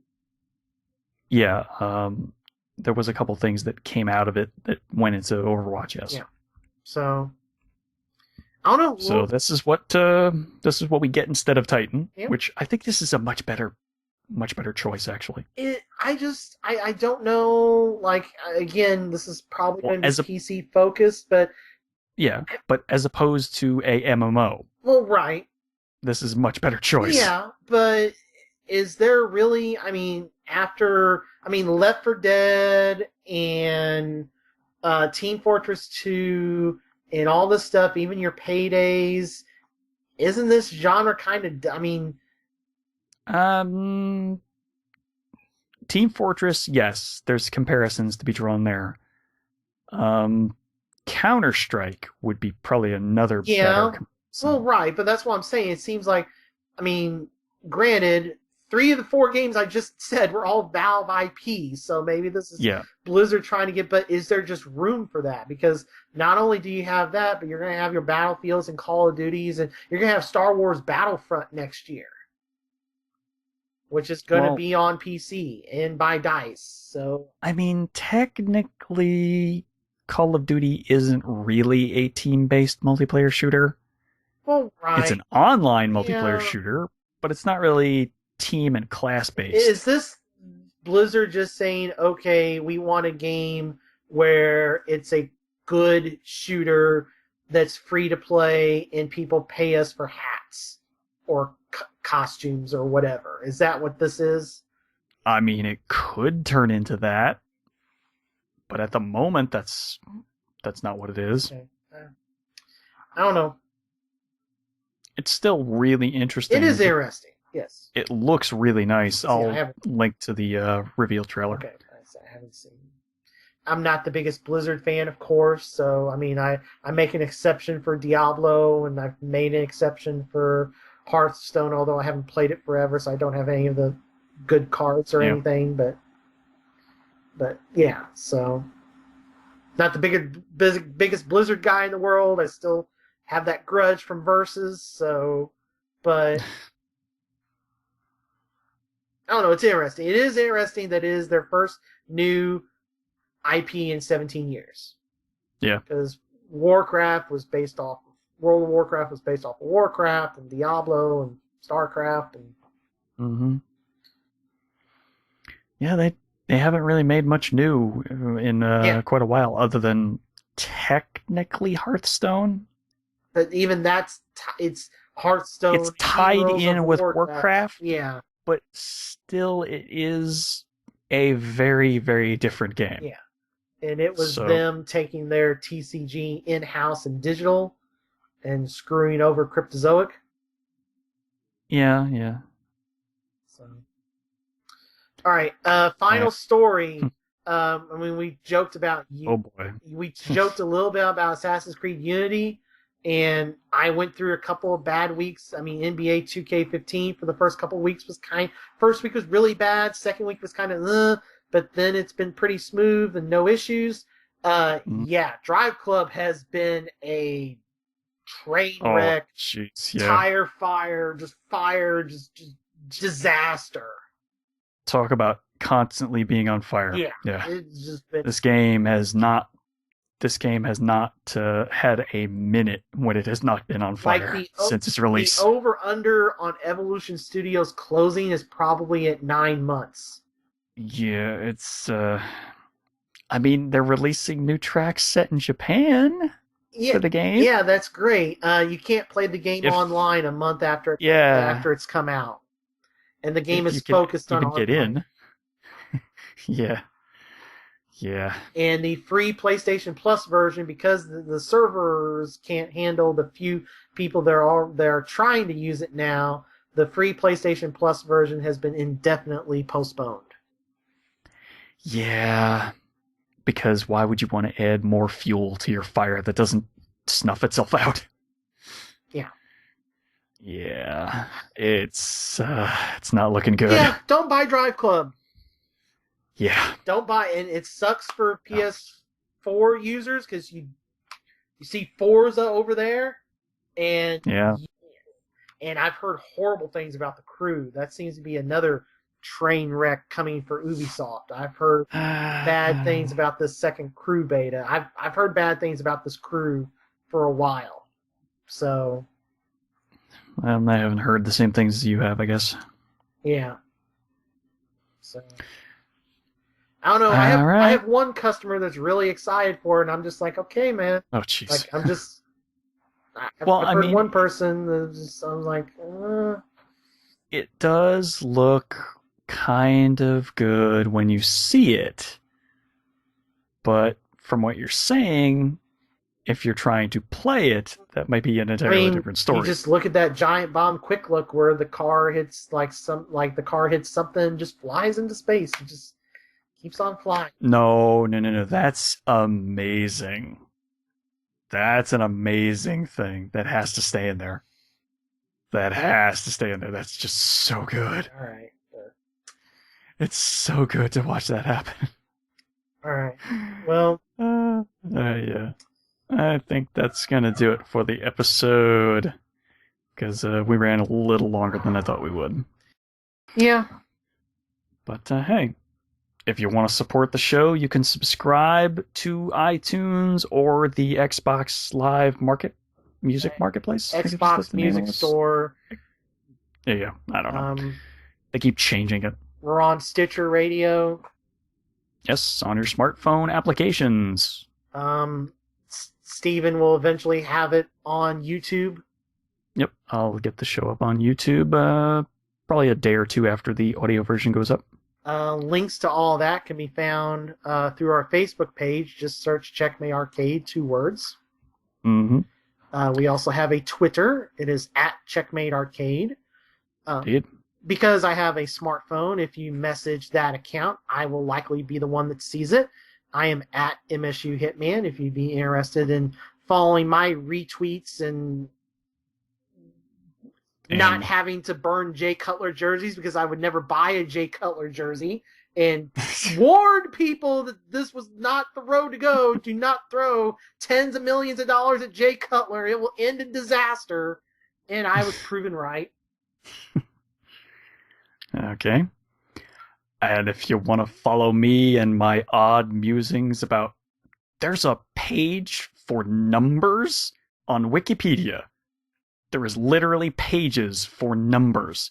1 through 9,000.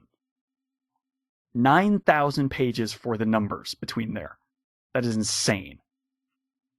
I found that out just this past week. If you want to find out random weird crap like that, go ahead and follow me at DarkBossMan.